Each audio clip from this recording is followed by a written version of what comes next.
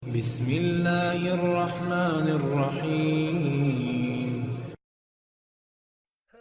Bismillahirrahmanirrahim. Assalamualaikum warahmatullahi wabarakatuh. Allahumma sholli ala sayyidina Muhammad wa ala ali sayyidina Muhammad. Sahabat beriman yang dimuliakan Allah, syukur alhamdulillah kita diberikan begitu banyak nikmat oleh Allah Subhanahu wa taala sehingga kita dapat berjumpa dan bertemu di dalam channel ini. Semoga kita semua diberikan panjang umur, sehat walafiat, diberikan jalan rezeki yang mudah dan barokah. Amin Allahumma amin. Sahabat rahimakumullah, kita sebagai manusia yang lemah pasti pernah melakukan salah, pasti pernah melakukan dosa dan maksiat kepada Allah Subhanahu wa taala. Namun ketahuilah wahai sahabat, dengan kita memperbanyak istighfar kepada Allah, mengakui dosa yang telah kita perbuat, mengakui kesalahan kita kepada Allah, maka dosa-dosa yang telah kita lakukan akan diampuni dan dihapus oleh Allah Subhanahu wa taala. Akan tetapi bukan hanya dapat menghapus dosa dengan memperbanyak istighfar. Di lain sisi Allah akan memberikan kita keistimewaan, keutamaan yang akan diberikan kepada orang yang rajin membaca istighfar kepada Allah. Di antara keutamaannya memperbanyak membaca istighfar adalah yang pertama, dapat memustajabkan doa. Allah Subhanahu wa taala berfirman di dalam Al-Qur'an surah Hud ayat 61. Dan tidak ada suatu binatang melata pun di bumi melainkan Allah lah yang memberi rezekinya. Dan Dia mengetahui tempat berdiam binatang itu dan tempat penyimpanannya. Semuanya tertulis di dalam kitab yang nyata. Yang kedua, orang yang memperbanyak membaca istighfar maka akan dibukakan pintu rezeki yang mudah dan barokah. Manfaat istighfar ternyata tidak hanya dapat mengabulkan doa, tapi juga bisa membukakan pintu rezeki bagi si pembacanya.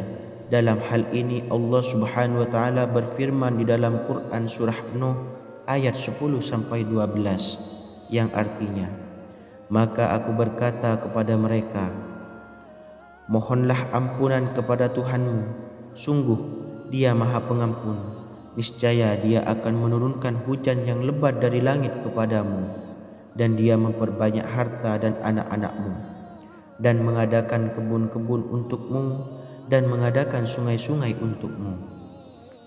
Yang ketiga, Allah akan mudahkan segala urusannya.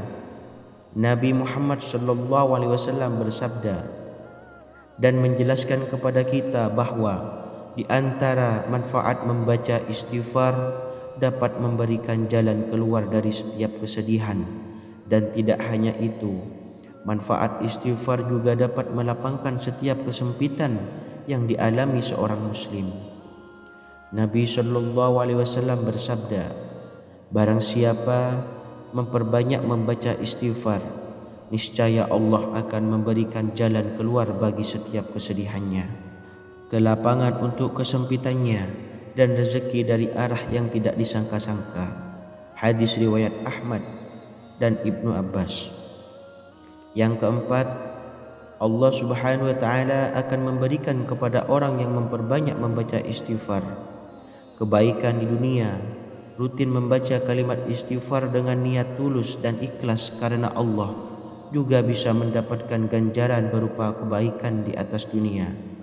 Sebagaimana Allah berfirman, dan minta ampunlah kepada Rabb kalian dan bertaubatlah, niscaya Dia akan memberi kenikmatan yang baik kepadamu sampai kepada waktu yang sudah ditentukan, dan Dia akan memberikan kepada hambanya yang mempunyai keutamaan, yakni balasan dari keutamaannya jika kamu berpaling, maka sesungguhnya aku takut kamu akan ditimpa siksa di hari kiamat kelak. Quran surah Hud ayat ketiga. Yang kelima, orang yang banyak membaca istighfar akan Allah hindarkan dari musibah. Manfaat istighfar yang selanjutnya atau yang terakhir, dapat menghindari seorang muslim dari musibah. Allah Subhanahu wa taala berfirman, dan Allah tidak akan menyiksa mereka sedangkan mereka dalam keadaan beristighfar. Quran surah Al-Anfal ayat 33. Dan di dalam ayat yang lain Allah berfirman, maka kalau sekiranya dia tidak termasuk sebagai orang-orang yang banyak bertasbih, niscaya ia akan tetap tinggal di dalam perut ikan itu sampai hari kebangkitan. Quran surah As-Saffat ayat 143 sampai 144. Itulah beberapa manfaat dan keutamaan membaca istighfar setelah melaksanakan sholat 5 waktu. Semoga kita semua bisa istiqomah dan apa yang saya bagikan pada kesempatan kali ini menjadi wasilah atau memberikan manfaat bagi kita semua. Wa akhiran, wassalamu alaikum warahmatullahi wabarakatuh.